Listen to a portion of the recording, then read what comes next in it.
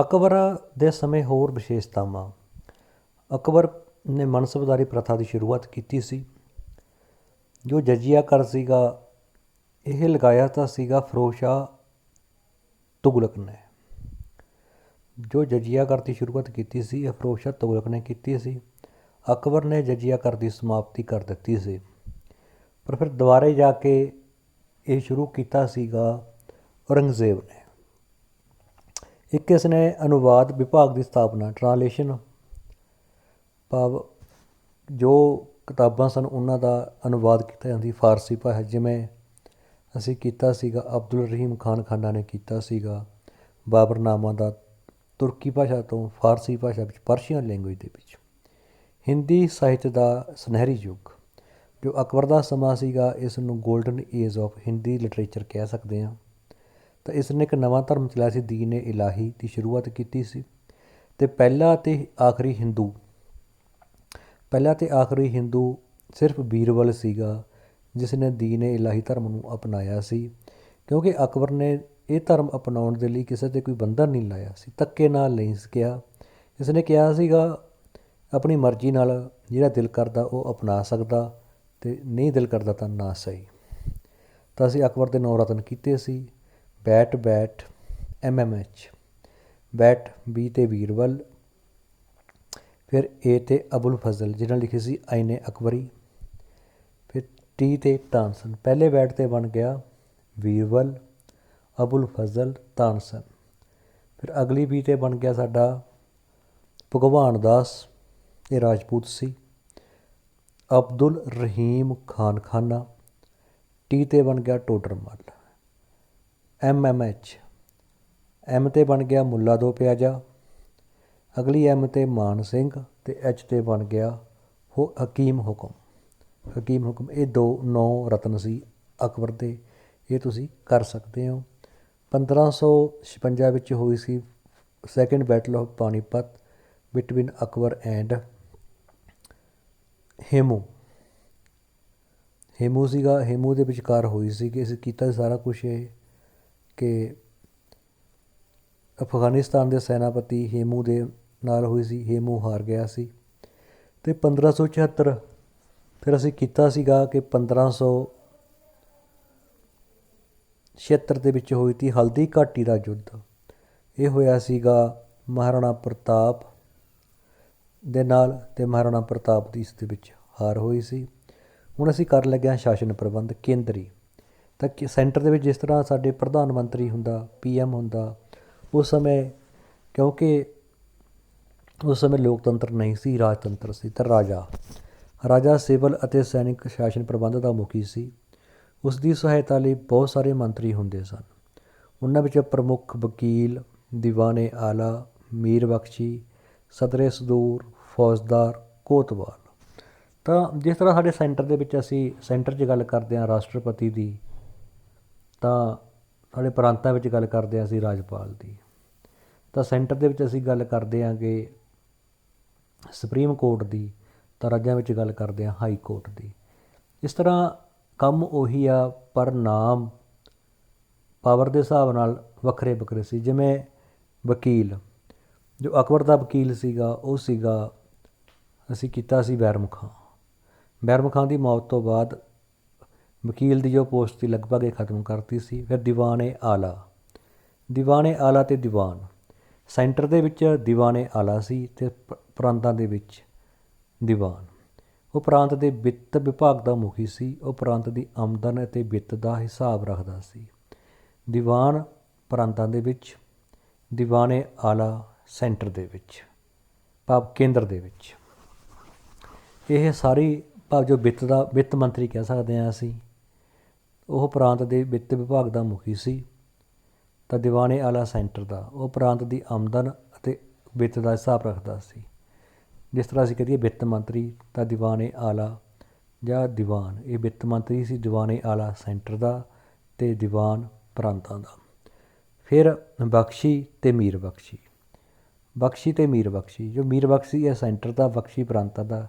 ਕੀ ਸੀਗਾ ਇਹ? ਸੈਨਿਕ ਪ੍ਰਬੰਧ ਦੀ ਦੇਖਭਾਲ ਕਰਦਾ ਸੀ, ਵੀ ਕਿਸ ਤਰ੍ਹਾਂ ਸੈਨਿਕਾਂ ਦੀ ਭਰਤੀ ਕਰਦੀ ਹੈ, ਕੀ ਸੈਨਿਕਾਂ ਨੂੰ ਤਨਖਾਹਾਂ ਦੇਣੀਆਂ ਨੇ, ਸਾਰਾ ਕੁਛ ਉਹ ਘੋੜਿਆਂ ਨੂੰ ਦਾਗਣ ਦਾ ਵੀ ਪ੍ਰਬੰਧ ਕਰਦਾ ਸੀ, ਕਿਉਂਕਿ ਜਦ ਚਿਹਰਾ 'ਤੇ ਦਾਗ ਪ੍ਰਥਾ ਚਲਾਈ ਸੀ, ਇਹ ਚਲਾਈ ਸੀ ਅਲਾਉਦੀਨ ਖਿਲਜੀ ਨੇ, ਤਾਂ ਕਿ ਪੂਰਾ ਹੁਲੀਆ ਪਤਾ ਲੱਗ ਸਕੇ। ਉਹਦੇ ਅਨੁਸਾਰ ਉਹਨਾਂ ਦੇ ਜੋ ਮਾਲਕ ਹੈ ਉਹਨਾਂ ਨੂੰ ਤਨਖਾਹ ਦਿੱਤੀ ਜਾ ਸਕੇ, ਉਹਦੇ ਵੱਟੇ ਉਹਨਾਂ ਨੂੰ ਕੋਈ ਆਮਦਨ ਦਾ ਸਾਧਨ ਦਿੱਤਾ ਜਾ ਸਕੇ। ਇਹ ਸਾਰਾ ਕੁਛ ਕਹਿ ਸਕਦੇ ਹਾਂ ਅਸੀਂ ਮੀਰ ਬਖਸ਼ੀ ਸੈਂਟਰ ਦਾ ਅਤੇ ਬਖਸ਼ੀ ਪ੍ਰਾਂਤਾਂ ਦਾ ਸੈਨਿਕ ਪ੍ਰਬੰਧਾਂ ਦੀ ਦੇਖਭਾਲ ਕਰਨ ਵਾਲਾ। ਸਦਰੇ ਸਦੂਰ ਸੈਂਟਰ ਦੇ ਵਿੱਚ, ਸਦਰ ਪ੍ਰਾਂਤਾਂ ਵਿੱਚ ਉਹ ਪ੍ਰਾਂਤ ਦੇ ਸੰਤਾਂ, ਮਹਾਤਮਾ ਅਤੇ ਪੀਰਾਂ ਫਕੀਰਾਂ ਦਾ ਵੇਰਵਾ ਤਿਆਰ ਕਰਦਾ ਸੀ। ਸਦਰੇ ਸਦੂਰ ਸੈਂਟਰ ਦੇ ਵਿੱਚ ਜੋ ਪੂਰੇ ਉਹਦੇ ਵਿੱਚ ਆ ਜਾਂਦੀ ਸੀ, ਅਤੇ ਸਦਰ ਉਹ ਪ੍ਰਾਂਤਾਂ ਦੇ ਸੰਤ, ਮਹਾਤਮਾ ਅਤੇ ਪੀਰਾਂ ਫਕੀਰਾਂ ਦੀ, ਤਾਂ ਕਿ ਉਹਨਾਂ ਨੂੰ ਸਮੇਂ ਸਮੇਂ 'ਤੇ ਉਹਨਾਂ ਦੀ ਮਦਦ ਕੀਤੀ ਜਾ ਸਕੇ, ਉਹਨਾਂ ਨੂੰ ਭੇਟਾ ਦਿੱਤੀ ਜਾ ਸਕੇ। ਤਾਂ ਜੋ ਸਦਰ ਸੀਗਾ ਉਹ ਪ੍ਰਾਂਤਾਂ ਦੇ ਜੋ ਸੂਫੀ ਸੰਤ ਸੀ, ਜੋ ਪੀਰ ਫਕੀਰ ਸੀ, ਉਹਨਾਂ ਦੀ ਲਿਸਟ ਤਿਆਰ ਕਰਦਾ ਸੀ ਵੀ ਕਿੰਨੇ ਕੁ ਨੇਗੇ। ਸਦਰੇ ਸਦੂਰ ਸੈਂਟਰ ਦੇ ਵਿੱਚ, ਸਦਰ ਪ੍ਰਾਂਤਾਂ ਦੇ ਵਿੱਚ। ਫਿਰ ਇਸ ਤੋਂ ਅੱਗੇ ਆ ਗਿਆ ਵਾਕਿਆ ਨਵੀਸ। ਇਹ ਜਸੂਸੀ ਵਿਭਾਗ ਦਾ ਮੁਖੀ ਹੁੰਦਾ ਸੀ। ਜੋ ਵਾਕਿਆ ਨਵੀਸ ਆ, ਇਹ ਜਸੂਸੀ ਵਿਭਾਗ ਦਾ ਮੁਖੀ ਹੁੰਦਾ ਸੀਗਾ, ਅਤੇ ਇਹ ਪ੍ਰਾਂਤਾਂ ਵਿੱਚ ਵਾਪਰਨ ਵਾਲੀਆਂ ਘਟਨਾਵਾਂ ਦਾ ਵੇਰਵਾ ਰੱਖਦਾ ਸੀ ਕਿ ਕਿਹੜੇ ਪ੍ਰਾਂਤ ਦੇ ਕਿਹੜੇ ਕੋਨੇ ਵਿੱਚ ਕਿਹੜੀ ਘਟਨਾ ਵਾਪਰੀ ਹੈ। ਇਹ ਸਾਰਾ ਕੁਛ ਵਾਕਿਆ ਨਵੀਸ, ਕੀ ਵਕਿਆ, ਕਿਸੇ ਨੇ ਕੀ ਵਾਕਿਆ, ਕਿੱਥੇ ਨਿਵੇਸ਼ ਹੋਇਆ, ਕਿੱਥੇ ਕੀ ਕੀਤਾ, ਕੀ ਵਕਿਆ, ਯਾਦ ਕਰਨ ਵਾਸਤੇ ਵਾਕਿਆ ਨਵੀਸ ਜਸੂਸੀ ਵਿਭਾਗ ਦਾ ਮੁਖੀ, ਉਹ ਪ੍ਰਾਂਤ ਵਿੱਚ ਵਾਪਰਨ ਵਾਲੀਆਂ ਘਟਨਾਵਾਂ ਦਾ ਵੇਰਵਾ ਰੱਖਦਾ ਸੀ। ਇਸੇ ਤਰ੍ਹਾਂ ਫੌਜਦਾਰ ਅਤੇ ਕੋਤਵਾਲ ਸਨ। ਕੋਤਵਾਲ ਉਹ ਪੁਲਿਸ ਅਧਿਕਾਰੀ ਹੁੰਦਾ ਸੀ। ਉਸ ਦਾ ਮੁੱਖ ਕੰਮ ਸ਼ਹਿਰ ਵਿੱਚ ਸ਼ਾਂਤੀ ਸਥਾਪਿਤ ਕਰਨਾ ਅਤੇ ਸ਼ਹਿਰ ਦੀ ਪਹਿਰੇਦਾਰੀ ਕਰਨਾ ਸੀ। ਜੋ ਕੋਤਵਾਲ ਸੀ ਉਸ ਦਾ ਕੰਮ ਕੀ ਸੀਗਾ, ਭਾਵ ਫੌਜਦਾਰ ਪੂਰੇ ਉਹਦਾ ਹੋ ਗਿਆ ਕੇਂਦਰ ਦਾ, ਪੂਰੇ ਸੈਂਟਰ ਦਾ, ਅਤੇ ਕੋਤਵਾਲ ਪ੍ਰਾਂਤ ਦਾ। ਠੀਕ ਆ, ਅੱਗੇ ਮਤਲਬ ਜੋ ਸ਼ਹਿਰ ਸੀ ਉਹਦੀ ਰਾਖੀ ਕਰਦਾ ਸੀ ਇਹ, ਅਤੇ ਉਹਦੇ ਵਿੱਚ ਸ਼ਾਂਤੀ ਸਥਾਪਿਤ ਕਰਦਾ ਸੀ, ਅਤੇ ਸ਼ਹਿਰ ਦੀ ਪਹਿਰੇਦਾਰੀ ਵੀ ਕਰਦਾ ਸੀ। ਇੱਕ ਵਾਰ ਫਿਰ ਦੇਖ ਲੈਂਦੇ ਹਾਂ ਅਸੀਂ ਦੀਵਾਨ ਆਲਾ, ਵਿੱਤ ਮੰਤਰੀ ਸੈਂਟਰ ਦਾ, ਦੀਵਾਨ ਸਟੇਟ ਦਾ। ਬਖਸ਼ੀ, ਜੋ ਬਖਸ਼ੀ ਆ ਉਹ ਹੋ ਗਿਆ ਪ੍ਰਾਂਤ ਦਾ। ਮੀਰ ਬਖਸ਼ੀ ਸੈਂਟਰ ਦਾ, ਭਾਵ ਸੈਨਿਕ ਪ੍ਰਬੰਧ ਕਰਨ ਵਾਲਾ। ਸਦਰੇ ਸਦੂਰ ਸੈਂਟਰ ਦਾ, ਇਕੱਲਾ ਸਦਰ ਸਟੇਟ ਦਾ ਧਾਰਮਿਕ ਜੋ ਪੀਰ ਫਕੀਰ ਤੇ ਉਹਨਾਂ ਦੀ ਸੂਚੀ ਤਿਆਰ ਕਰਨਾ। ਫੌਜਦਾਰ ਪੂਰੇ ਦਾ ਸੈਂਟਰ ਦਾ, ਅਤੇ ਕੋਤਵਾਲ ਸ਼ਹਿਰ ਦਾ, ਭਾਵ ਸ਼ਾਂਤੀ ਸਥਾਪਿਤ ਕਰਨਾ। ਠੀਕ ਹੈ ਜੀ। ਵਾਕਿਆ ਨਵੀਸ, ਕੀ ਵਕਿਆ, ਭਾਵ ਜਸੂਸੀ ਵਿਭਾਗ ਦਾ ਮੁਖੀ ਹੁੰਦਾ ਸੀ। ਉਹ ਪ੍ਰਾਂਤ ਵਿੱਚ ਵਾਪਰਨ ਵਾਲੀ ਇਕੱਲੀ ਘਟਨਾ ਦਾ ਵੇਰਵਾ ਰੱਖਦਾ ਸੀ। ਇਹ ਤਾਂ ਸੀ ਸਾਡਾ, ਜਿਸ ਤਰ੍ਹਾਂ ਅੱਜ ਕੱਲ੍ਹ ਸਾਡਾ ਪਹਿਲਾਂ ਸੈਂਟਰ ਹੈ, ਫਿਰ ਕੇਂਦਰ ਹੈ, ਫਿਰ 28 ਰਾਜ ਨੇ, ਫਿਰ ਜ਼ਿਲ੍ਹੇ ਨੇ, ਫਿਰ ਅੱਗੇ ਸ਼ਹਿਰ ਨੇ, ਫਿਰ ਪਿੰਡ ਨੇ। ਇਸ ਤਰ੍ਹਾਂ ਪਹਿਲਾਂ ਸਭ ਤੋਂ ਪਹਿਲਾਂ ਅਕਬਰ ਦੇ ਸਮੇਂ ਕੇਂਦਰੀ ਸਰਕਾਰ ਸੀ, ਕੇਂਦਰ ਦਾ, ਫਿਰ ਪ੍ਰਾਂਤਾਂ ਦਾ। ਉਸਨੇ 15 ਪ੍ਰਾਂਤਾਂ ਦੇ ਵਿੱਚ ਵੰਡਿਆ ਹੋਇਆ ਸੀ ਪੂਰੇ ਆਪਦੇ ਸਮਰਾਜ ਨੂੰ, 15 ਪ੍ਰਾਂਤ ਜਾਂ ਸੂਬਿਆਂ ਦੇ ਵਿੱਚ। ਠੀਕ ਆ ਜੀ। ਫਿਰ ਸਥਾਨਕ ਸ਼ਾਸਨ, ਅਤੇ ਅਕਬਰ ਬਾਦਸ਼ਾਹ ਨੇ ਮੁਗਲ ਸਮਰਾਜ ਦੇ ਸਥਾਨਕ ਸ਼ਾਸਨ ਪ੍ਰਬੰਧ ਨੂੰ ਠੀਕ ਤਰ੍ਹਾਂ ਚਲਾਉਣ ਲਈ ਪ੍ਰਾਂਤਾਂ ਨੂੰ, ਜਿਹੜੇ ਅੱਗੇ ਪ੍ਰਾਂਤ ਸੀ, ਪ੍ਰਾਂਤ ਜਿਵੇਂ ਸਾਡੇ ਅੱਜ ਕੱਲ੍ਹ ਬਿਲਕੁਲ ਉਸ ਤਰ੍ਹਾਂ ਪਹਿਲਾਂ ਸੈਂਟਰ, ਫਿਰ 28 ਸਟੇਟਸ ਨੇ ਭਾਰਤ ਦੀਆਂ ਇਸ ਸਮੇਂ, ਤਾਂ ਅਕਬਰ ਦੇ ਸਮੇਂ 15 ਸੀ। ਫਿਰ ਰਾਜਾਂ ਤੋਂ ਹੇਠਾਂ ਹੁੰਦੇ ਨੇ ਜ਼ਿਲ੍ਹੇ। ਤਾਂ ਜਿਹੜੇ ਅਕਬਰ ਦੇ ਹੁੰਦੇ ਕੀ ਸੀਗਾ, ਮਤਲਬ ਮੁਗਲਾਂ ਵਿੱਚ ਜਿਹੜੇ ਜ਼ਿਲ੍ਹੇ ਸੀ ਉਹਨਾਂ ਨੂੰ ਕਹੇ ਸੀ ਸਰਕਾਰ, ਉਹਨਾਂ ਨੂੰ ਕਹੇ ਸੀਗੇ ਸਰਕਾਰ। ਜਦੋਂ ਅਸੀਂ ਪਹਿਲਾਂ ਕੀਤਾ ਗਾ ਦਿੱਲੀ ਸਲਤਨਤ ਤਾਂ ਸਿੱਧਾ ਸੀ ਕੇਂਦਰ, ਪ੍ਰਾਂਤ, ਪਹਿਲਾਂ ਕੇਂਦਰ ਸੀਗਾ, ਕੇਂਦਰ ਤੋਂ ਬਾਅਦ ਪ੍ਰਾਂਤ ਸੀ, ਪ੍ਰਾਂਤ ਤੋਂ ਅੱਗੇ ਸੀਗੇ ਪਰਗਨੇ, ਪ੍ਰਾਂਤ ਤੋਂ ਅੱਗੇ ਸੀ ਪਰਗਨੇ, ਫਿਰ ਪਿੰਡ ਮੁਕੱਦਮ ਉਹਦਾ ਮੁਖੀ ਹੁੰਦਾ ਸੀ। ਤਾਂ ਮੁਗਲ ਸਮਰਾਜ ਦੇ ਸਮੇਂ ਕੀ, ਸਭ ਤੋਂ ਪਹਿਲਾਂ ਕੇਂਦਰ, ਫਿਰ ਪ੍ਰਾਂਤ, ਪ੍ਰਾਂਤ ਤੋਂ ਬਾਅਦ ਜ਼ਿਲ੍ਹੇ, ਅਤੇ ਜਿਹੜੇ ਜ਼ਿਲ੍ਹੇ ਸੀਗੇ ਉਹਨੂੰ ਕਹੇ ਸੀ ਸਰਕਾਰ, ਜ਼ਿਲ੍ਹੇ ਜਾਂ ਸਰਕਾਰ। ਫਿਰ ਉਸ ਤੋਂ ਅੱਗੇ ਸੀ ਪਰਗਨੇ। ਇੰਨਾ ਕੁ ਫਰਕ ਸੀਗਾ ਪਹਿਲਾਂ, ਮਤਲਬ ਦਿੱਲੀ ਸਲਤਨਤ ਦੇ ਸਮੇਂ ਸੈਂਟਰ, ਕੇਂਦਰ, ਪ੍ਰਾਂਤ ਅਤੇ ਪਰਗਨਾ ਸਿੱਧਾ, ਕੇਂਦਰ, ਪ੍ਰਾਂਤ, ਪਰਗਨਾ, ਪਿੰਡ, ਪਿੰਡ ਦਾ ਮੁਖੀ ਮੁਕੱਦਮ। ਤਾਂ ਦਿੱਲੀ ਸਲਤਨਤ ਸਮੇਂ ਜੋ ਪਰਗਨੇ ਦਾ ਮੁਖੀ ਸੀ ਉਹਨੂੰ ਕਹਿੰਦੇ ਸੀ ਆਮਿਲ। ਠੀਕ ਹੈ ਜੀ। ਅਤੇ ਪਰ ਜਦੋਂ ਰਾਜ ਦਾ ਵਿਸਤਾਰ ਹੋ ਗਿਆ ਤਾਂ ਮੁਗਲ ਸਮਰਾਜ ਦੇ ਸਮੇਂ ਕੇਂਦਰ, ਪ੍ਰਾਂਤ, ਜ਼ਿਲ੍ਹੇ ਜਾਂ ਸਰਕਾਰ ਕਹਿੰਦੀ ਉਹਨੂੰ। ਤਾਂ ਨੰਬਰ 4 'ਤੇ ਆਇਆ ਸੀ ਪਰਗਨਾ, ਅਤੇ ਨੰਬਰ 5 'ਤੇ ਆ ਜਾਂਦਾ ਸੀਗਾ ਪਿੰਡ। ਅਤੇ ਦਿੱਲੀ ਸਲਤਨਤ ਦੇ ਸਮੇਂ ਕੇਂਦਰ 1, ਪ੍ਰਾਂਤ 2, ਪਰਗਨਾ 3, ਪਿੰਡ 4। ਭਾਵ ਇੱਥੇ ਥੋੜ੍ਹੀ ਵੰਡ ਖੁੱਲ੍ਹ ਗਈ, ਤਾਂ ਪਹਿਲਾਂ ਕੇਂਦਰ, ਪ੍ਰਾਂਤ, ਸਰਕਾਰ ਜਾਂ ਜ਼ਿਲ੍ਹਾ ਇੱਕੋ ਹੀ ਗੱਲ, ਉਸ ਤੋਂ ਅੱਗੇ ਪਰਗਨਾ, ਫਿਰ ਪਿੰਡ। ਭੂਮੀ ਲਗਾਨ ਪ੍ਰਣਾਲੀ। ਭੂਮੀ ਲਗਾਨ ਪ੍ਰਣਾਲੀ ਮੁਗਲ ਸਾਮਰਾਜ ਦੀ ਆਮਦਨ ਦਾ ਮੁੱਖ ਸਰੋਤ ਸੀ। ਅਕਬਰ ਨੇ ਲਗਾਨ ਮੰਤਰੀ ਰਾਜਾ ਟੋਡਰ ਮੱਲ ਦੀ ਸਹਾਇਤਾ ਨਾਲ ਲਗਾਨ ਵਿਭਾਗ ਵਿੱਚ ਬਹੁਤ ਸੁਧਾਰ ਕੀਤੇ। ਜੋ ਟੋਡਰ ਮੱਲ ਸੀਗਾ ਉਹ ਅਕਬਰ ਦਾ ਵਿੱਤ ਮੰਤਰੀ ਸੀਗਾ, ਭਾਵ ਲਗਾਨ ਮੰਤਰੀ ਸੀ। ਲਗਾਨ ਮੰਤਰੀ ਜੋ ਟੋਡਰ ਮੱਲ ਸੀ ਉਹ ਰੈਵਨਿਊ ਮਿਨਿਸਟਰ ਕਹਿ ਸਕਦੇ ਹਾਂ, ਲਗਾਨ ਮੰਤਰੀ। ਭੂਮੀ ਦੀ ਮਿਣਤੀ। ਸਭ ਤੋਂ ਪਹਿਲਾਂ ਭੂਮੀ ਦੀ ਪੈਮਾਇਸ਼ ਕਰਾਈ। ਜਿਸ ਤਰ੍ਹਾਂ ਅਲਾਉਦੀਨ ਖਿਲਜੀ ਨੇ ਕਰਾਈ ਸੀ ਭੂਮੀ ਦੀ ਪੈਮਾਇਸ਼, ਉਸ ਤਰ੍ਹਾਂ ਅਕਬਰ ਨੇ ਕਰਾਈ। ਭੂਮੀ ਦੀ ਵਿੱਘਿਆਂ ਵਿੱਚ ਮਿਣਤੀ ਕੀਤੀ ਗਈ। ਜਿਹੜਾ ਮਿਣਨ ਦਾ ਸੋਰਸ ਸੀਗਾ, ਜਿਵੇਂ ਅੱਜ ਕੱਲ੍ਹ ਅਸੀਂ ਗਜ ਕਹਿ ਦਿੰਦੇ ਹਾਂ, 1 ਏਕੜ ਕਹਿ ਦਿੰਦੇ ਹਾਂ, ਜਾਂ ਜਰੀਬ ਨਾਲ ਮਾਪਦੇ ਹਾਂ, ਤਾਂ ਉਸ ਸਮੇਂ ਜੋ ਮਿਣਤੀ ਦੀ ਇਕਾਈ ਸੀਗੀ ਉਹ ਸੀ ਬਿੱਘਾ। ਭੂਮੀ ਦੀ ਵਿੱਘਿਆਂ ਵਿੱਚ ਮਿਣਤੀ ਕੀਤੀ ਗਈ। ਅੱਜ ਕੱਲ੍ਹ ਅਸੀਂ ਕਹਿੰਦੇ ਹਾਂ ਮਰਲੇ, ਏਕੜ, ਤਾਂ ਇਸ ਅਕਬਰ ਦੇ ਸਮੇਂ ਜੋ ਭੂਮੀ ਦੀ ਮਿਣਤੀ ਸੀ ਉਹ ਵਿੱਘਿਆਂ 'ਚ ਕੀਤੀ ਗਈ। ਯਾਦ ਕਰ ਲਿਓ, ਬਿੱਘਾ। ਭੂਮੀ ਦੀ ਦਰਜਾਬੰਦੀ। ਅਕਬਰ ਨੇ ਸਾਰੀ ਭੂਮੀ ਨੂੰ ਹੇਠ ਲਿਖੇ 4 ਭਾਗਾਂ 'ਚ ਵੰਡਿਆ। ਸਭ ਤੋਂ ਪਹਿਲਾਂ ਪੋਲਜ਼। ਪੋਲ ਪਾ ਪੋਲੀ। ਜੇ ਪੋਲੀ ਹੋਊਗੀ ਉੱਥੇ ਉਹ ਮਿੱਟੀ ਕੀ ਹੋਊਗੀ, ਉਪਜਾਊ ਹੋਊ। ਜੇ ਮਿੱਟੀ ਪੋਲੀ ਹੋਊਗੀ ਤਾਂ ਖੇਤੀ ਕਰਨੀ ਸੌਖੀ ਹੋਊਗੀ। ਪਰ ਪੋਰਸ ਕਹਿ ਲਓ, ਪੋਰਸ, ਜਿਹਦੇ ਵਿੱਚ ਹਵਾ ਪੂਰੀ ਪਾਣੀ ਕਰੋਸ ਹੋਊਗਾ ਤਾਂ ਮਿੱਟੀ ਕੀ ਹੋਊ, ਉਪਜਾਊ। ਤਾਂ ਪੋਲਜ਼, ਤਾਂ ਇਹ ਬਹੁਤ ਉਪਜਾਊ ਭੂਮੀ ਸੀ। ਇਸ ਵਿੱਚ ਕਿਸੇ ਵੀ ਸਮੇਂ ਕੋਈ ਵੀ ਫਸਲ ਬੀਜੀ ਜਾ ਸਕਦੀ ਸੀ। ਪੋਲਜ਼ ਭਾਵ ਉਹਦੇ ਵਿੱਚ ਪੋਰਸ ਸੀਗੇ, ਭਾਵ ਹਵਾ ਮਿੱਟੀ ਦਾ ਪੂਰਾ ਵਧੀਆ ਸੰਤੁਲਿਤ ਸੀਗਾ ਅਤੇ ਵਧੀਆ ਮਿੱਟੀ ਸੀਗੀ। ਠੀਕ ਆ। ਪੋਲਜ਼ ਪ੍ਰੋਤੀ। ਇਹ ਭੂਮੀ 1 ਜਾਂ 2 ਸਾਲ ਬਾਅਦ ਫਸਲ, ਮਤਲਬ ਇਹਦੇ ਵਿੱਚ ਫਸਲ ਕਰ ਲਈ ਅਤੇ ਉਸ ਤੋਂ ਬਾਅਦ 1 ਜਾਂ 2 ਸਾਲਾਂ ਵਾਸਤੇ ਇਹਨੂੰ ਛੱਡ ਦਿੰਦੇ ਸੀ ਖਾਲੀ, ਤਾਂ ਕਿ ਇਹ ਦੁਬਾਰੇ ਉਪਜਾਊ ਹੋ ਜੇ। ਪੋਲਜ਼ ਪ੍ਰੋਤੀ। ਉਸ ਤੋਂ ਅੱਗੇ ਹੈਗਾ ਛੰਛਰ। 3 ਜਾਂ 4। ਦੇਖੋ ਜਿਹੜੀ ਪੋਲਜ਼ ਆ, ਪੋਲਜ਼ ਉਹਦੇ ਵਿੱਚ ਕਦੋਂ ਵੀ ਪ੍ਰੋਤੀ 1 ਤੋਂ 2 ਸਾਲ ਤੱਕ, 1 ਤੋਂ 2 ਸਾਲ ਤੱਕ। ਛੰਛਰ 3 ਤੋਂ 4 ਸਾਲਾਂ ਬਾਅਦ। ਇਸ ਭੂਮੀ ਵਿੱਚ 3 ਤੋਂ 4। ਬੰਜਰ 5 ਜਾਂ 6। ਸਭ ਤੋਂ ਪਹਿਲਾਂ ਪੋਲਜ਼, ਸਿੰਪਲ ਜੀ ਗੱਲ ਆ, ਉਹਦੇ ਵਿੱਚ ਪੋਰਸ ਨੇਗੇ ਅਤੇ ਜਦੋਂ ਮਰਜ਼ੀ। ਫਿਰ ਪੋਲਜ਼ ਤੋਂ ਬਾਅਦ ਹੈਗਾ ਪ੍ਰੋਤੀ, 1 ਜਾਂ 2 ਸਾਲ ਵਾਸਤੇ ਖਾਲੀ। ਫਿਰ ਛੰਛਰ, ਉਸ ਤੋਂ ਬਾਅਦ ਕੀ ਆ ਜਾਊਗਾ 3 ਜਾਂ 4। ਬੰਜਰ 5 ਜਾਂ 6 ਸਾਲਾਂ ਵਾਸਤੇ, ਉਹਦੇ ਵਿੱਚ ਕੋਈ ਵੀ ਫਸਲ ਨਹੀਂ ਹੁੰਦੀ ਸੀ। ਭੂਮੀ ਲਗਾਨ।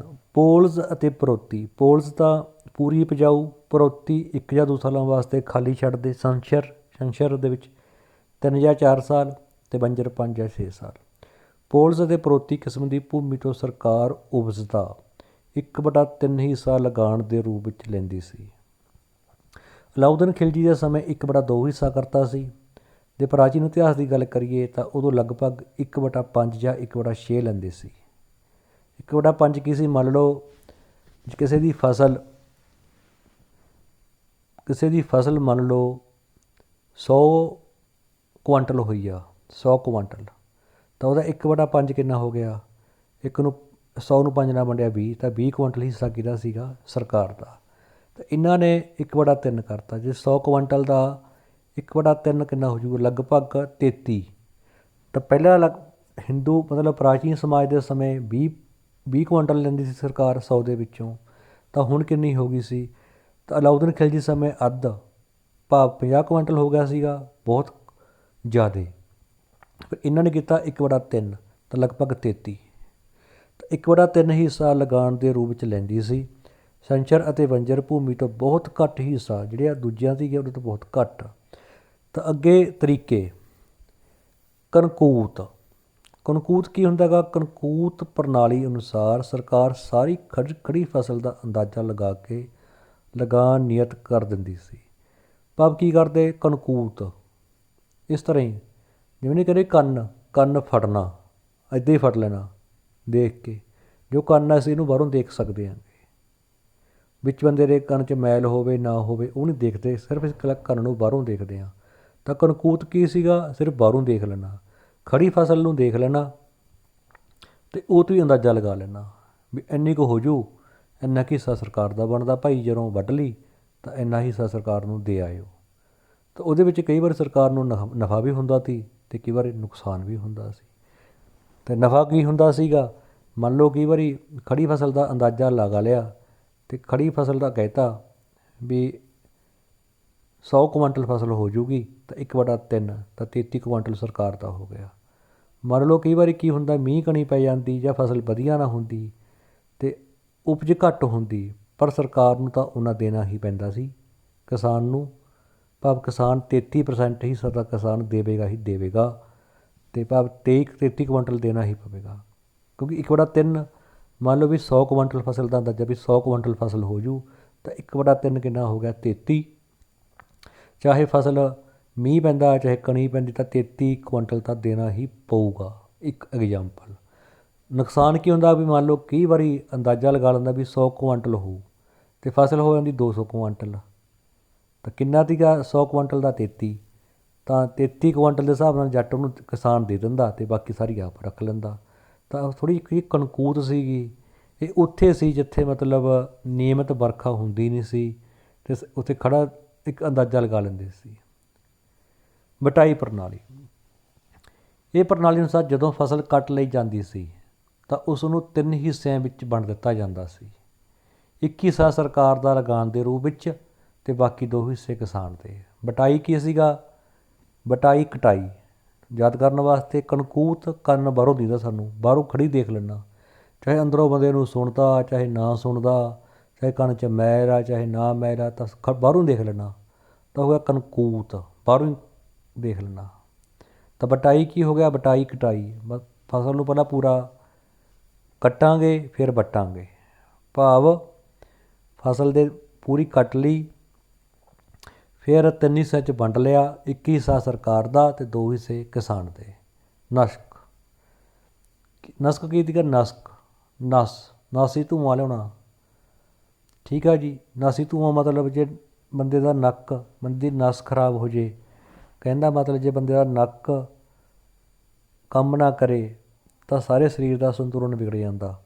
ਤਾਂ ਇਸ ਪ੍ਰਣਾਲੀ ਅਨੁਸਾਰ ਸਾਰੇ ਪਿੰਡ ਦੀ ਫਸਲ ਦਾ ਇਕੱਠਾ ਅੰਦਾਜ਼ਾ ਲਗਾ ਕੇ ਲਗਾਨ ਨਿਯਤ ਕਰ ਦਿੱਤਾ ਜਾਂਦਾ ਸੀ, ਪਰ ਪੂਰੇ ਪਿੰਡ ਨਾਲ ਐਗਰੀਮੈਂਟ, ਉਹ ਹੋ ਗਿਆ ਨਸਕ, ਠੀਕ ਆ ਜੀ। ਅਤੇ ਪੂਰਾ ਨਸਕ ਹੋ ਗਿਆ ਸਾਰੇ ਪਿੰਡ ਦੇ ਇਕੱਠਾ। ਕਣਕੂਤ ਖੜੀ ਫਸਲ ਦਾ, ਬਟਾਈ ਫਸਲ ਕੱਟ ਲਈ ਜਾਂਦੀ 3 ਹਿੱਸੇ ਪਾ ਲੈਂਦੇ, ਇੱਕ ਸਰਕਾਰ ਦਾ 2 ਕਿਸਾਨ ਦੇ। ਨਸਕ ਸਾਰੇ ਪਿੰਡ ਨਾਲ ਇਕੱਠਾ ਐਗਰੀਮੈਂਟ। ਤਾਂ 3 ਵਿਧੀਆਂ ਸੀ ਇਹ। ਮੁਗਲ ਸਰਕਾਰ ਨੇ ਵੱਧ ਤੋਂ ਵੱਧ ਧਰਤੀ ਨੂੰ ਖੇਤੀਬਾੜੀ ਯੋਗ ਬਣਾਉਣ ਲਈ ਕਿਸਾਨਾਂ ਨੂੰ ਕਰਜ਼ੇ ਦਿੱਤੇ। ਕਾਲ ਪੈ ਜਾਣ ਜਾਂ ਘੱਟ ਉਪਜ ਹੋਣ ਦੀ ਸੂਰਤ ਵਿੱਚ ਲਗਾਨ ਮਾਫ਼ ਕਰ ਦਿੱਤਾ ਜਾਂਦਾ ਸੀ। ਤਾਂ ਭੂਮੀ ਲਗਾਨ ਪ੍ਰਣਾਲੀ ਅਨੁਸਾਰ 4 ਵਿਧੀਆਂ ਸੀ, ਭਾਵ ਜੋ ਭੂਮੀ ਦੀ ਦਰਜਾਬੰਦੀ ਕੀਤੀ ਗਈ ਸੀਗੀ, ਭੂਮੀ ਦੀ ਮਿਣਤੀ ਕੀਤੀ ਸੀ ਵਿੱਘਿਆਂ 'ਚ, ਜੋ ਭੂਮੀ ਦੀ ਦਰਜਾਬੰਦੀ ਸੀ, ਕਲਾਸੀਫਿਕੇਸ਼ਨ ਸੀ ਲੈਂਡ ਦੀ, ਉਹ 4 ਸੀ, ਪੋਲਜ਼, ਪਰੋਤੀ, ਸੰਸ਼ਰ ਅਤੇ ਬੰਜਰ। ਅਤੇ ਜੋ ਭੂਮੀ ਲਗਾਨ ਦੀ ਇਹ 3 ਤਰੀਕੇ ਸੀਗੇ, ਕਣਕੂਤ, ਬਟਾਈ ਅਤੇ ਨਸਕ ਪ੍ਰਣਾਲੀ। ਨਸਕ ਪੂਰੇ ਪਿੰਡ ਨਾਲ, ਬਟਾਈ ਕੱਟਣ ਤੋਂ ਬਾਅਦ, ਕਣਕੂਤ ਖੜੀ ਫਸਲ।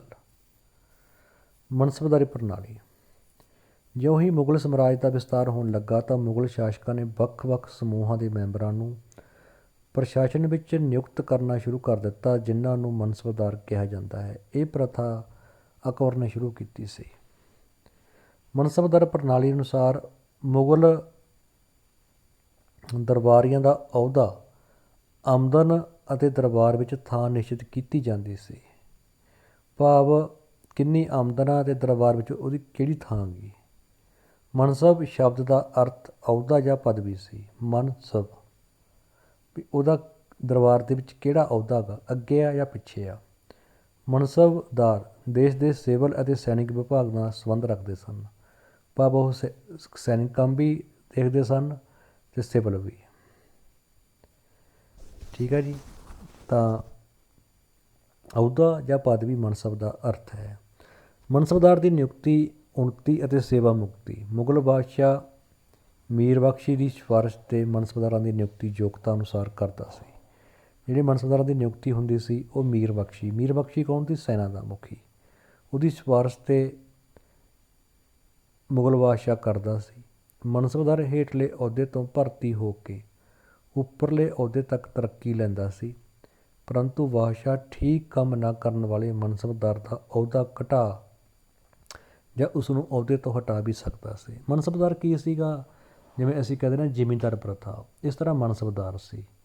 ਭਾਵ ਕੋਈ ਗੁਆਂਢੀ ਰਾਜਾ ਜਾਂ ਹੋਰ ਉਹਨੂੰ ਹਰਾਤਾ ਅਤੇ ਉਹਨੇ ਅਧੀਨਤਾ ਸਵੀਕਾਰ ਕਰ ਲਈ ਤਾਂ ਉਹਨੂੰ ਮਨਸਬਦਾਰ ਬਣਾ ਲਿਆ ਅਤੇ ਉਹਨੂੰ ਇੱਕ ਅਹੁਦਾ ਜਾਂ ਪਦਵੀ ਦੇ ਦਿੱਤੀ ਅਤੇ ਫਿਰ ਉਹਨੂੰ ਕੀ ਕਿਹਾ ਵੀ ਤੈਨੂੰ ਆਹ ਏਰੀਆ ਦਿੱਤਾ ਜਾਂਦਾ, ਤੂੰ ਜੋ ਇਸ ਦਾ ਲਗਾਨ ਹੋਊ ਇਕੱਠਾ ਕਰਕੇ ਆਪ ਰੱਖ ਲਈ ਅਤੇ ਤੂੰ ਬਾਦਸ਼ਾਹ ਦੇ ਲਈ 300 ਘੋੜਸਵਾਰ ਤਿਆਰ ਕਰੇਗਾ ਜਾਂ 500 ਪੈਦਲ ਸੈਨਿਕ ਤਿਆਰ ਕਰੇਗਾ ਅਤੇ ਤੂੰ ਇਸ ਖੇਤਰ ਦਾ ਸਾਰਾ ਸੈਨਿਕ ਪ੍ਰਬੰਧ ਦੇਖੇਗਾ, ਤੂੰ ਇਸ ਖੇਤਰ ਦਾ ਸਾਰਾ ਸਿਵਲ ਪ੍ਰਬੰਧ ਦੇਖੇਗਾ। ਇਹ ਸੀ ਮਨਸਬਦਾਰ, ਉਹਦੇ ਅਧੀਨ ਕੰਮ ਕਰਨ ਵਾਲੇ, ਜਿਸ ਤਰ੍ਹਾਂ ਅਸੀਂ ਜ਼ਿਮੀਂਦਾਰ ਪ੍ਰਥਾ ਕਹਿ ਦਿੰਦੇ ਹਾਂ। ਤਾਂ ਨਿਯੁਕਤੀ ਕੌਣ ਕਰਦਾ ਸੀਗਾ? ਮੀਰ ਬਖਸ਼ੀ ਦੀ ਸਲਾਹ 'ਤੇ ਸਿਫਾਰਿਸ਼ 'ਤੇ ਮੁਗਲ ਬਾਦਸ਼ਾਹ। ਮਨਸਬਦਾਰਾਂ ਦੀਆਂ ਸ਼੍ਰੇਣੀਆਂ। ਅਕਬਰ ਬਾਦਸ਼ਾਹ ਦੇ ਰਾਜਕਾਲ ਦੌਰਾਨ ਮਨਸਬਦਾਰਾਂ ਦੀਆਂ 33 ਸ਼੍ਰੇਣੀਆਂ ਬਣ ਗਈਆਂ ਸੀ। ਸਭ ਤੋਂ ਛੋਟੇ ਮਨਸਬਦਾਰ ਦੇ ਅਧੀਨ 10 ਸਿਪਾਹੀ ਸਨ ਅਤੇ ਸਭ ਤੋਂ ਵੱਡੇ ਮਨਸਬਦਾਰ ਦੇ ਅਧੀਨ 10,000। ਮੁਗਲ ਬਾਦਸ਼ਾਹ ਦੇ ਸਮੇਂ ਜੋ ਇਹ ਅਹੁਦੇ ਸੀ, ਇਹ ਪਦਵੀਆਂ ਸੀ, ਇਹ 33 ਹੋ ਗਈਆਂ ਸੀ ਅਤੇ ਜੋ ਸਭ ਤੋਂ ਛੋਟਾ ਮਨਸਬਦਾਰ ਸੀਗਾ ਤਾਂ ਉਹਦੇ ਅਧੀਨ 10 ਸਿਪਾਹੀ ਹੁੰਦੇ ਸੀ ਉਹਦੇ ਥੱਲੇ, ਅਤੇ ਜਿਹੜਾ ਸਭ ਤੋਂ ਵੱਡਾ ਹੁੰਦਾ ਸੀ ਉਹਦੇ ਅਧੀਨ ਹੁੰਦੇ 10,000 ਸਿਪਾਹੀ। ਠੀਕ ਹੈ ਜੀ, ਇਹ ਮਨਸਬਦਾਰ ਆ। ਇਹ ਪ੍ਰਥਾ ਸ਼ੁਰੂ ਕੀਤੀ ਸੀਗੀ ਅਕਬਰ ਨੇ, ਜਿਸ ਦਾ ਅਰਥ ਹੈ ਪਦਵੀ ਜਾਂ ਪਦਵੀ ਜਾਂ ਅਹੁਦਾ, ਵੀ ਉਸਦਾ ਦਰਬਾਰ ਦੇ ਵਿੱਚ ਕਿਹੜਾ ਅਹੁਦਾ ਜਾਂ ਉਸਦੀ ਕਿਹੜੀ ਪਦਵੀ ਆ। ਜਾਤ ਅਤੇ ਸਵਾਰ। ਜੇਕਰ ਕਿਸੇ ਮਨਸਬਦਾਰ ਦਾ ਜਾਤ ਪਦ ਅਤੇ ਸਵਾਰ ਪਦ ਇੱਕ ਬਰਾਬਰ ਹੁੰਦਾ ਸੀ, ਜਾਤ ਪਦ ਅਤੇ ਸਵਾਰ ਪਦ, ਜਾਤ ਤਾਂ ਹੋ ਗਿਆ ਭਾਵ ਉਹਦਾ ਅਹੁਦਾ, ਸਿੰਪਲ ਜੀ ਗੱਲ ਆ ਗਈ। ਦੋ ਦੇਖੇ ਜਾਂਦੇ ਸੀ ਕਿ ਜਾਤ ਪਦ ਅਤੇ ਸਵਾਰ ਪਦ। ਜਾਤ ਪਦ ਤਾਂ ਹੁੰਦਾ ਸੀਗਾ ਉਹਦਾ ਅਹੁਦਾ ਕਿਹੜਾ ਗਾ ਦਰਬਾਰ ਦੇ ਵਿੱਚ, ਉਹਦੀ ਪਦਵੀ ਕੀ ਆ, ਅਤੇ ਸਵਾਰ ਪਦ ਕੀ ਸੀਗਾ? ਉਹਦੇ ਅਧੀਨ ਕਿੰਨੇ ਘੋੜਸਵਾਰ ਨੇ, ਠੀਕ ਹੈ ਜੀ, ਕਿੰਨੇ ਉਹਦੇ ਅਧੀਨ ਸਿਪਾਹੀ ਨੇ। ਇਹ ਦੋ ਦੇਖੇ ਜਾਂਦੇ ਸੀ। ਜਾਤ ਵੈਸੇ ਉਹਦੀ ਕੋਈ ਜਾਤੀ ਨਹੀਂ, ਸਿਰਫ ਉਹਦਾ ਅਹੁਦਾ ਜਾਂ ਪਦਵੀ ਕੀ ਹੈ ਦਰਬਾਰ ਦੇ ਵਿੱਚ। ਸਵਾਰ ਉਹਦੇ ਅਧੀਨ ਕਿੰਨੇ ਘੋੜਸਵਾਰ ਨੇ, ਕਿੰਨੇ ਘੋੜਸਵਾਰਾਂ ਦੀ ਗਿਣਤੀ ਆ। ਅਤੇ ਜੇਕਰ ਕਿਸੇ ਮਨਸਬਦਾਰ ਦਾ ਜਾਤ ਪਦ ਅਤੇ ਸਵਾਰ ਪਦ ਇੱਕ ਬਰਾਬਰ ਹੁੰਦਾ ਸੀ ਤਾਂ ਉਹ ਪਹਿਲੇ ਦਰਜੇ ਦਾ, ਜਿਵੇਂ 5,000 ਜਾਤ ਅਤੇ 5,000 ਸਵਾਰ, ਉਸ ਦਾ ਅਹੁਦਾ ਅਤੇ ਉਹਦੇ ਅਧੀਨ ਜੋ ਸਵਾਰ ਹੁੰਦੇ ਸੀ ਉਹ ਇੱਕ ਬਰਾਬਰ ਹੁੰਦਾ ਸੀ ਤਾਂ ਉਹਨੂੰ ਕਹਿੰਦੇ ਸੀ ਪਹਿਲੇ ਦਰਜੇ ਦਾ। ਜੇਕਰ ਉਸ ਦਾ ਸਵਾਰ ਪਦ ਜਾਤ ਪਦ ਤੋਂ ਅੱਧਾ ਜਾਂ ਅੱਧੇ ਤੋਂ ਕੁਝ ਵੱਧ ਹੁੰਦਾ ਤਾਂ ਉਹ ਦੂਜੇ ਦਰਜੇ ਦਾ। ਤਾਂ ਕਹਿ ਲਓ ਵੀ ਉਹਦਾ ਜੋ ਜਾਤ ਪਦ ਹੈਗਾ ਉਹ 5,000 ਆ ਅਤੇ ਸਵਾਰ ਪਦ ਅੱਧਾ ਜਾਂ ਅੱਧੇ ਤੋਂ ਵੱਧ, ਤਾਂ 5,000 ਦਾ ਅੱਧ ਕਿੰਨਾ? 2,500। ਤਾਂ ਜੇਕਰ ਉਸਦਾ 3,000 ਸਵਾਰ, ਕਹਿ ਲਓ ਵੀ ਜਿਹੜਾ ਉਹਦਾ ਸਵਾਰ ਪਦ ਹੈਗਾ, ਸਵਾਰ ਪਦ ਉਹਦੇ ਜਾਤ ਪਦ ਤੋਂ ਅੱਧਾ ਜਾਂ ਅੱਧੇ ਤੋਂ ਵੱਧ ਹੈ ਤਾਂ ਉਹ ਦੂਜੇ ਦਰਜੇ ਦਾ। ਕਹਿ ਲਓ ਉਹਦਾ ਜਾਤ ਪਦ 5,000 ਹੈ ਅਤੇ ਸਵਾਰ 3,000, ਅੱਧ ਤੋਂ ਵੱਧ ਗਿਆ ਤਾਂ ਦੂਜੇ ਦਰਜੇ ਦਾ। ਜੇਕਰ ਉਸਦਾ ਸਵਾਰ ਪਦ ਜਾਤ ਪਦ ਦੇ ਅੱਧੇ ਤੋਂ ਘੱਟ ਹੁੰਦਾ ਤਾਂ ਉਹ ਤੀਸਰੇ ਦਰਜੇ ਦਾ। ਜਿਵੇਂ ਜਾਤ ਪਦ 5,000 ਆ ਤਾਂ ਸਵਾਰ ਕਿੰਨਾ? 2,000, ਤਾਂ ਉਹ ਤੀਜੇ ਦਰਜੇ ਦਾ ਹੋ ਜਾਂਦਾ ਸੀ। 3 ਪਾਸ ਸੀ, ਪਹਿਲਾ, ਦੂਜਾ, ਤੀਜਾ। ਪਹਿਲੇ ਵਿੱਚ ਬਰਾਬਰ ਜਾਤ ਅਤੇ ਸਵਾਰ, ਦੂਜੇ ਵਿੱਚ ਜੋ ਸਵਾਰ ਪਦ ਆ ਉਹ ਜਾਤ ਪਾਤ ਦੇ ਅੱਧਾ ਜਾਂ ਅੱਧੇ ਤੋਂ ਵੱਧ, ਤੀਜੇ ਵਿੱਚ ਜੋ ਸਵਾਰ ਪਦ ਆ ਉਹ ਜਾਤ ਪਾਤ ਤੋਂ ਅੱਧੇ ਤੋਂ ਘੱਟ। ਮਨਸਬਦਾਰਾਂ ਦੇ ਕਰਤੱਵ। ਬਾਦਸ਼ਾਹ ਮਨਸਬਦਾਰਾਂ ਨੂੰ ਕਿਸੇ ਵੀ ਤਰ੍ਹਾਂ ਦੇ ਕੰਮ 'ਤੇ ਲਗਾ ਸਕਦਾ ਸੀ। ਉਸ ਨੂੰ ਸ਼ਾਸਨ ਪ੍ਰਬੰਧ ਦੇ ਕਿਸੇ ਵੀ ਵਿਭਾਗ ਵਿੱਚ ਜਾਂ ਦਰਬਾਰ ਵਿੱਚ ਹਾਜ਼ਰ ਰਹਿਣ ਲਈ ਕਿਹਾ ਜਾ ਸਕਦਾ ਸੀ। ਤਨਖਾਹ। ਮਨਸਬਦਾਰਾਂ ਨੂੰ ਤਨਖਾਹ ਉਹਨਾਂ ਦੀ ਸ਼੍ਰੇਣੀ ਦੇ ਅਹੁਦੇ ਅਨੁਸਾਰ ਦਿੱਤੀ ਜਾਂਦੀ ਸੀ। ਤਨਖਾਹ ਵਿੱਚ ਵਾਧਾ ਜਾਂ ਕਟੌਤੀ ਵੀ ਕੀਤੀ ਜਾਂਦੀ ਸੀ। ਇਹ ਸੀਗਾ ਸਾਡੀ ਮਨਸਬਦਾਰੀ ਪ੍ਰਥਾ ਅਤੇ ਜਾਤ ਅਤੇ ਸਵਾਰ ਪਦ ਬਾਰੇ। ਅਤੇ ਅਕਬਰ ਦਾ ਜੋ ਮਕਬਰਾ ਉਹ ਹੈ ਸਿਕੰਦਰਾਬਾਦ 'ਚ, ਉਹ ਹੈਗਾ ਗਾ ਸਿਕੰਦਰਾਬਾਦ ਦੇ ਵਿੱਚ। ਇਹ ਅਸੀਂ ਕੀਤਾ ਅਕਬਰ ਦੇ ਬਾਰੇ।